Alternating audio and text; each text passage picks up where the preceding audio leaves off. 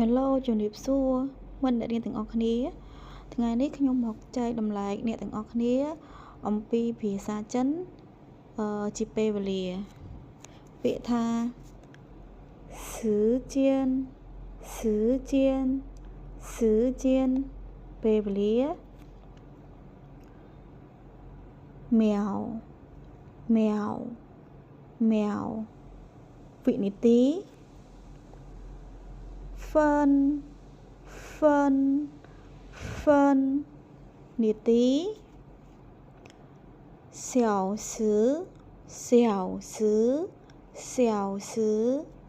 ម៉ោង昨天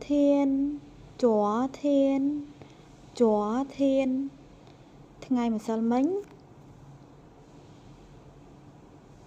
假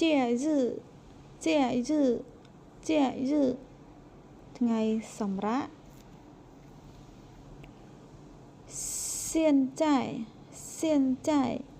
现在បច្ចុប្បន្នឬក៏ឥឡូវនេះ将来អនាគត今天ថ្ងៃនេះ明天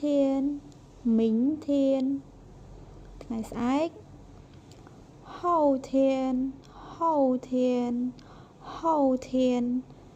ថ្ងៃខាងស្អែក前天ថ្ងៃម្សិលមិញ节日